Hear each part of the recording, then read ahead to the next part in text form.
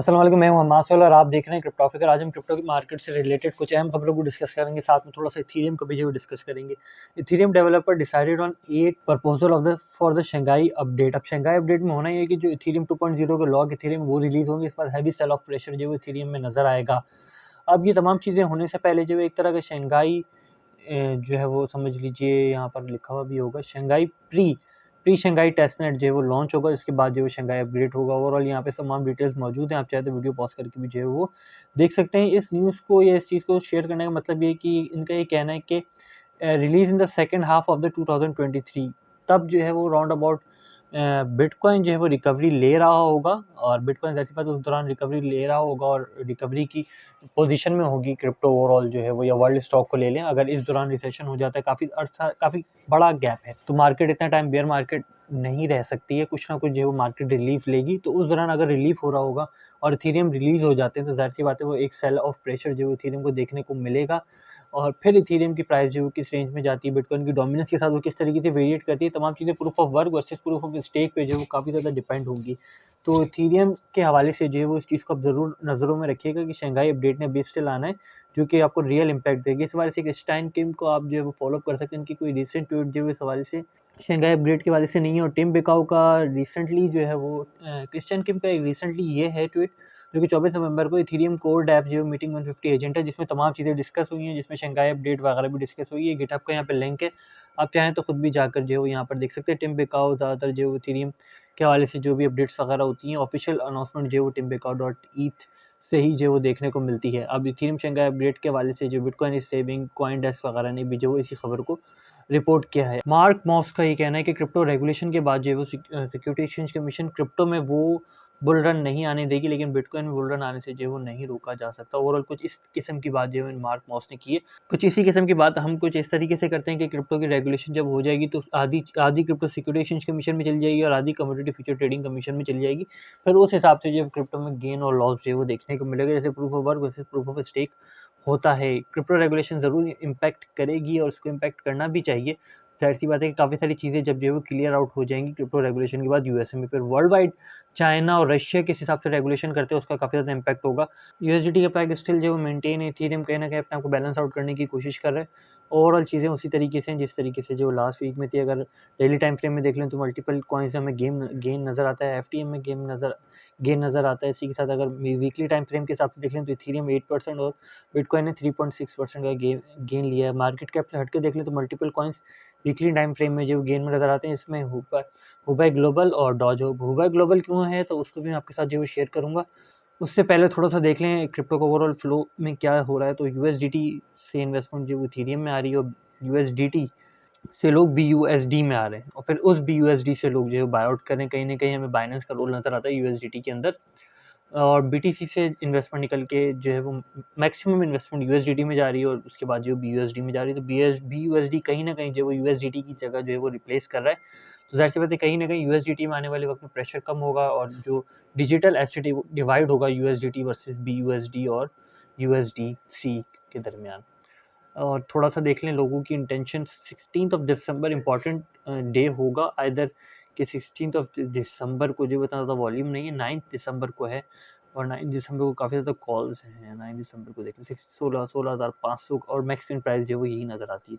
तो 17,000 से नीचे ही रहने के जो काफ़ी ज़्यादा चांसेस हैं 9 नवंबर यानी तक। अगर इसका अपोजिट होता है, ऊपर चला जाता है, तो एक्सचेंजेस को काफ़ी ज़्यादा जो नुकसान होगा। अब थोड़ा सा देख लें यहाँ पर ओवरऑल क्रिप्टो की क्या S&P 500 इंडेक्स की क्या परफॉर्मेंस रही। तो यहाँ से S&P 500 इंडेक्स ओपन हुआ और हमें जो है एक एम की सूरत जो बनाता, जितना बड़ा जितना क्लियर एम होगा उतना ही ज़्यादा मार्केट जो क्रैश करती है। नेक्स्ट सपोर्ट यहाँ पे ले सकती है, इसके चांसेस बहुत कम है। फिर उसके बाद जो है वो हमें ये रीजन नज़र आता है। इस गैप को भी फिलअप करने के काफ़ी ज़्यादा चांसेस हैं, जो कि ये गैप था जो किसी पे का गैप था। इससे पहले हमने आपके डिस्कस किया था, एक ये गैप था और दूसरा जो ये गैप था। जब इस पोजीशन पे थे पॉसिबल चांसेस हैं आइदर ये इस गैप को फिलअप करे जिसके बहुत छोटा मार्जिन रह चुका था जिसका, और फिर या इस गैप को फिल करे। लेकिन अगर इस गैप को फिल करती तो एक तरह का एक टॉप ये बनता और दूसरा टॉप जो है वो ये बनता, और इतने बड़े टॉप के बाद जब मार्केट करेक्शन लेती तो उसको आप रिसेशन भी कंसीडर कर सकते हो। तो इतना बड़ा क्रैश आता, ऑल दो कि अगर यहाँ से थोड़ी बहुत मार्केट करेक्शन लेती है, यहाँ तक भी चली जाती है, यहाँ तक भी चली जाती है, तो रिकवरी हमें नज़र आएगी। फिलहाल जो है मार्केट में जो साइकोलॉजिकल इम्पैक्ट होगा वो यही होगा कि इस गैप को मार्केट फिलअप करे, क्योंकि डेली का वीकली गैप नहीं है, ये सीपीआई की रिपोर्ट आने का गैप है, यानी कि मार्केट क्लोज हुई, अगले दिन सीपीआई की रिपोर्ट की अनाउंसमेंट हुई, फिर जो मार्केट ओपन हुई, तो ये फ्यूचर इंडेक्सेस यहाँ तक जा चुके थे। अब थोड़ा सा देख लें लिक्विडेशंस का सिनेरियो। 17,000 है, मतलब कि मार्केट में स्टिल जो कोई वेरिएशन नहीं देखने को मिल रही है। अब ये देख लें फ्लक्चुएशन हमें नज़र आती है मार्केट में, हैवी अमाउंट ऑफ बीटीसी जो इंटर हुआ। अब हुआ किधर है, तो यहाँ पर देख लें कि बाइनेंस से भी बिटकॉइन निकला है, कॉइनबेस प्रो से भी निकला है। लास्ट 30 डेज में तो बहुत बुरा हाल है कॉइनबेस प्रो का। अब एंट्री हुई किधर है, तो एंट्री हमें ओकेक्स पे नज़र आती है, और एंट्री हमें जो है वो हुबई पे नज़र आती है। अब हुबई ग्लोबल में तकरीबन 27,000 के करीब बीटीसी ने एंट्री ली है, जो कि तकरीबन टोटल देखें तो 45,000 है, और ओकेक्स का देखें तो 98,000 है। अब हुबई ग्लोबल से कहीं ना कहीं जो है वो ज़ाहिर सी बात है कि प्रेशर, अगर इतना ही 45,000 बीटीसी हुबई ग्लोबल से एग्जिट कर जाता तो फिर हुबई ग्लोबल को भी प्रॉब्लम फेस करनी पड़ सकती है। तो स्टिल कोई ना कोई एक्सचेंज है वो ख़तरे में हमें नज़र आती है। एफटीएक्स के बाद जो 70वें नंबर पे कोई ना कोई एक्सचेंज है वो टारगेट हो सकती है स्टिल मार्केट के अंदर, क्योंकि ब्लॉकफाई ने जो अपना चैप्टर 11 जो है वो फाइल कर दिया है, और ज़ाहिर-सी बात है कि एफटीएक्स के बाद अब ब्लॉकफाई भी जो है वो बैंक्रप्सी में जा चुका है, और ये तमाम चीज़ें जो है वो टेरा लूना के क्रैश से शुरू हुई और स्टिल होती रही। तो कुछ थोड़ा सा देख लें क्रिप्टो मार्केट का ओवरऑल सिचुएशन, तो ये नज़र आती है। पहला जो 31 डेज़ मार्केट की कंसोलिडेशन थी, फिर 15 दिन की रही, फिर 98 डेज़ तक की रही, फिर 33 डेज़ की रही, फिर 45 डेज़ की रही। उसके बाद मार्केट ने 21,000 से जो है वो फिर मार्केट ने क्रैश लिया था 15,000 तक का। अब उसके बाद दोबारा से हमें एक साइडवेज मूवमेंट जो है वो देखने को मिलती है।